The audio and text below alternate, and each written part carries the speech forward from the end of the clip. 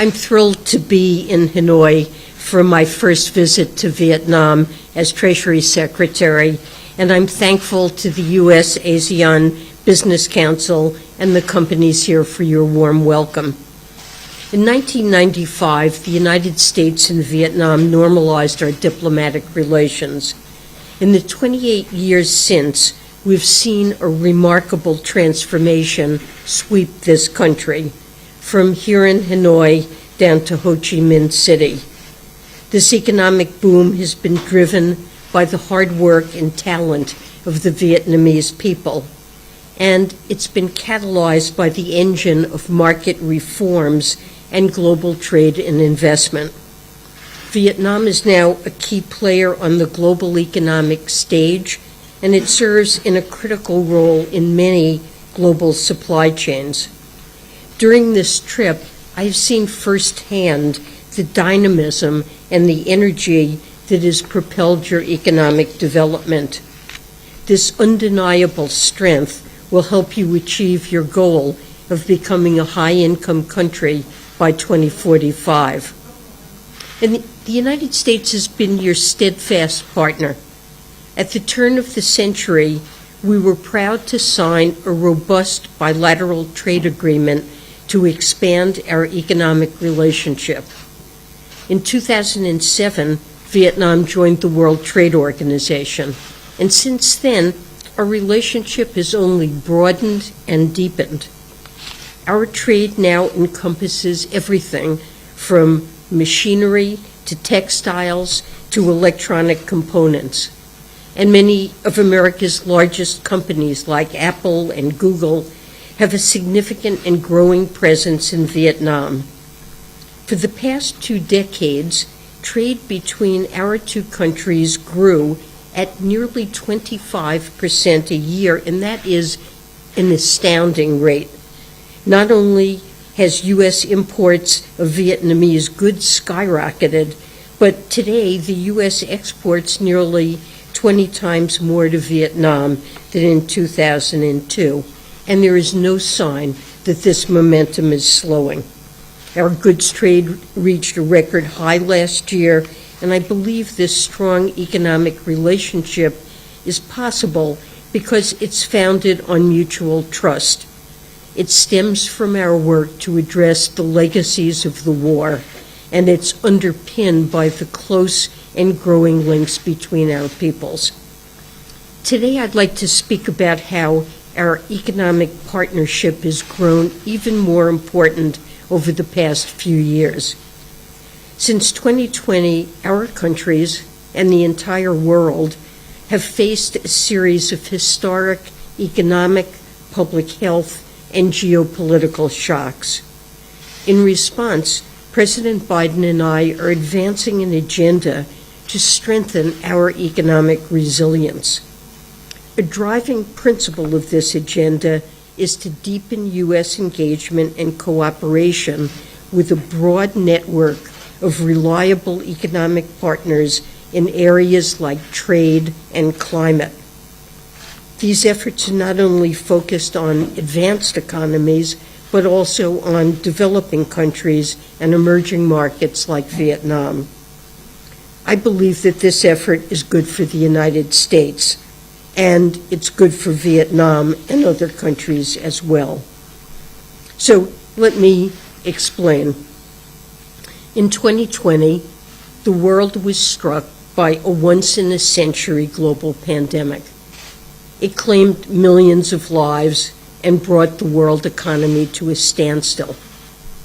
2 years later, Russia launched a barbaric, full-scale invasion of Ukraine. This war has led to the loss of many innocent Ukrainian lives and destroyed cities and civilian infrastructure, and it's generated seismic volatility in the prices of commodities like food and oil. The impacts of these shocks have reverberated around the entire world, from here in Southeast Asia to Africa to North America. While the causes of these disruptions are global, their impacts are personal. The COVID pandemic caused caused the first rollback in extreme poverty gains in decades. It also disrupted global supply chains, preventing families and businesses from getting the essential goods they relied on. These shocks also contributed to global inflation. They put tremendous pressure on household budgets that were already tight to begin with. President Biden and I believe that this experience compels us to advance a comprehensive economic resilience agenda. Our efforts start at home, but they do not stop there. Strengthening our economic resilience requires increasing cooperation and engagement with international partners against the risks that all of us face. In an interconnected world, disruptions in one region can have cascading economic impacts on the opposite side of the globe. So building true resilience in the United States requires bolstering resilience among our allies and partners. Our administration's focus has been to build resilience in sectors that are critical to our national and economic security. And so let me speak specifically on our trade and climate efforts. On trade, our administration is pursuing an approach called friendshoring. It's aimed at building secure and reliable supply chains. Our goal is to reduce the vulnerability of our economy to supply shocks in the production of critical goods, especially due to overconcentration, geopolitical and security risks, and violations of human rights. To do so, we're investing at home to build redundancies in our supply chains. Driven by President Biden's historic laws, we've already seen a remarkable boom in manufacturing facilities in America. A Treasury analysis shows that real manufacturing construction in the United States has doubled since the end of 2021. But we're not seeking to build everything in America. Rather, we believe that long-term economic resilience requires diversified global supply chains. So this means deepening our economic integration with a large number of countries we can count on, including Vietnam. A priority is to build resilience in our semiconductor supply chain. Semiconductors are essential building blocks of the modern economy. They're critical to the production of everyday consumer products like cars and refrigerators, and the development of cutting-edge technologies like advanced robotics. And yet, virtually all manufacturing of the most sophisticated chips is concentrated in East Asia. Recent experience demonstrates the economic pain that disruption of this key supply chain can cause.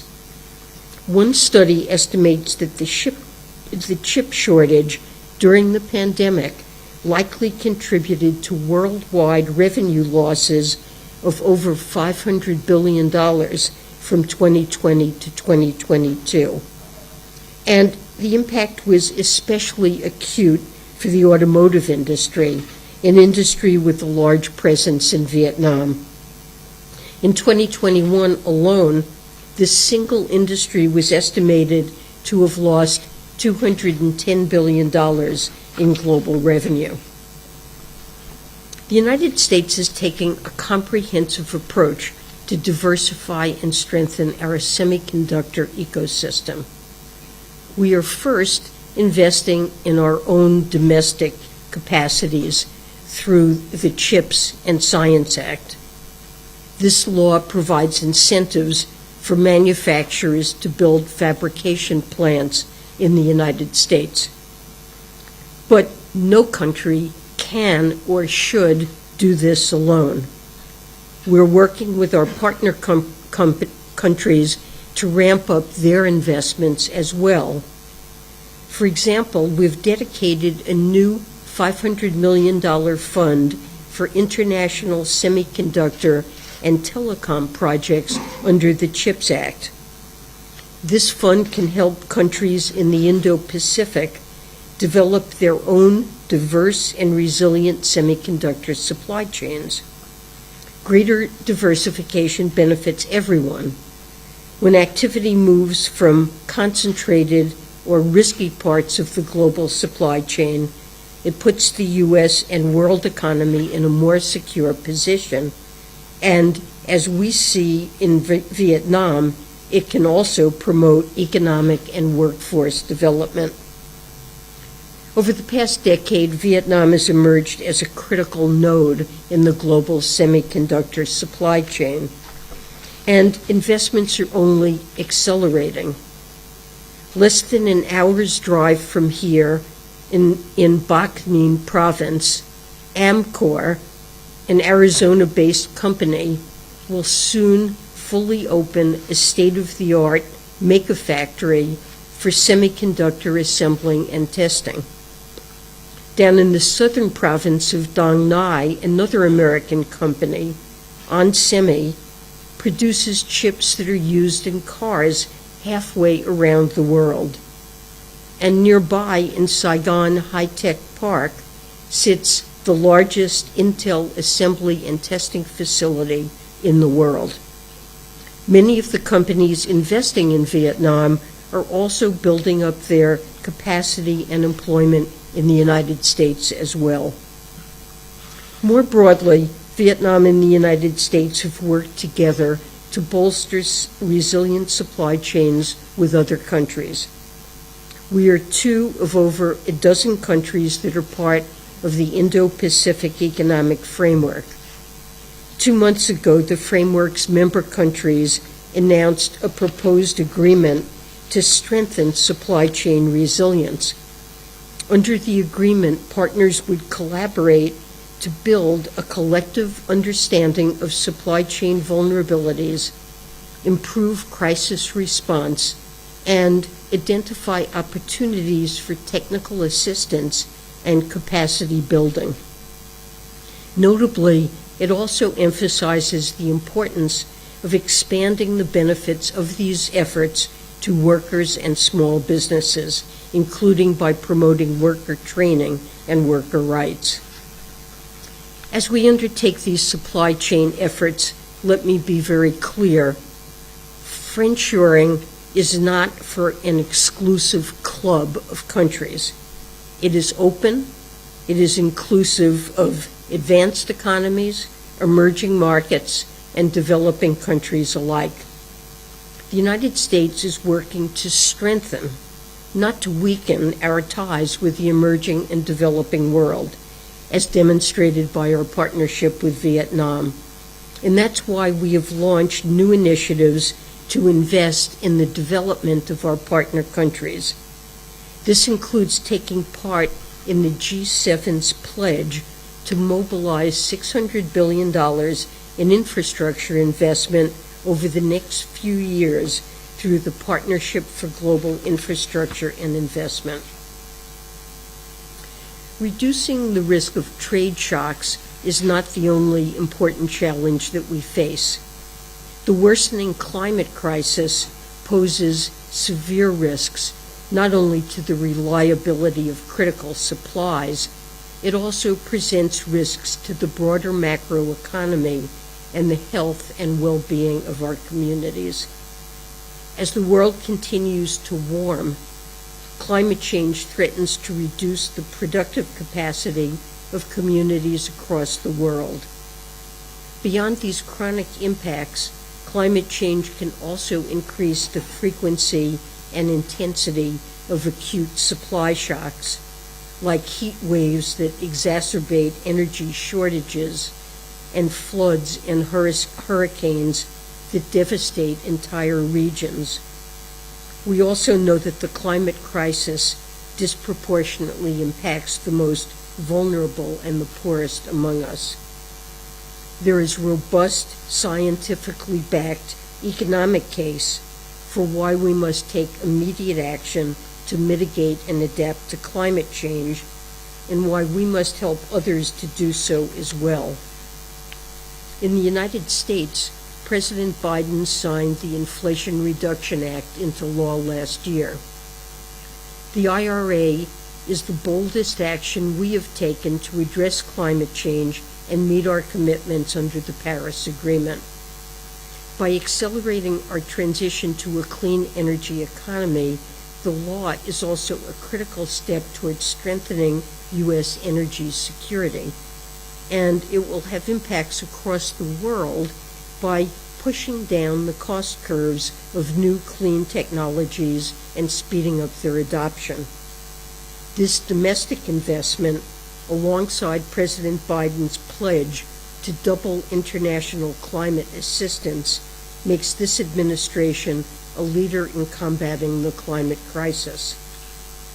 Just as we build resilience for ourselves, we are committed to helping other countries build their own resilience as well.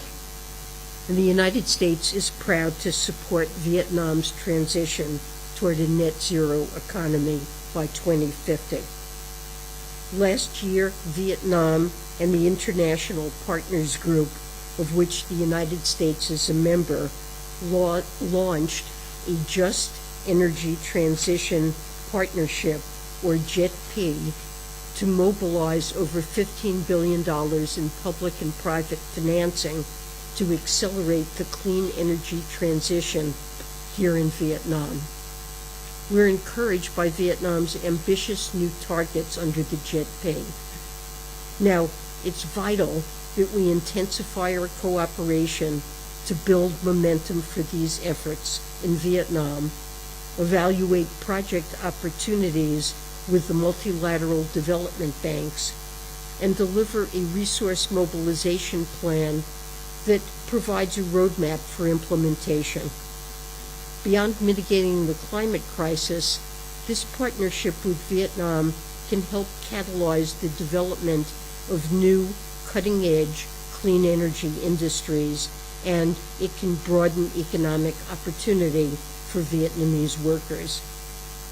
More broadly, the United States is continuing to work to meet President Biden's commitment of providing more than $11 billion in annual international public climate finance by 2024. We're also focused on achieving the collective goal by developed countries to mobilize $100 billion in annual climate finance. We're pressing the international financial institutions to make reforms that unlock new funding for climate. For example, the U.S. is working with a broad coalition of countries to evolve the multilateral development bank system to more readily combat 21st century global challenges like climate change. As a result of our initiative, the World Bank is more actively supporting countries in their fight against climate change and evolving the way it operates to better combat poverty and support development. To close, I'm thrilled to be in Vietnam with you today. Your country has been one of the brightest development stories in the past decade. The United States is proud to continue to support and partner with you to build economic prosperity for our countries. A strong economic partnership is in both of our interests. Over the past few years, our lives, our livelihoods have been disrupted by historic economic shocks, and these shocks have impacted us all. They have not respected borders. This hard experience has taught us that economic resilience must be a key part of our economic strategy, and that true long-term resilience can only come through deepening international engagement with a broad range of countries, and that includes Vietnam. Despite our difficult and complicated history, I am optimistic about the economic future we're building together. So thank you so much for having me, and I look forward to working with all of you to strengthen our economic partnership. Thank you so much.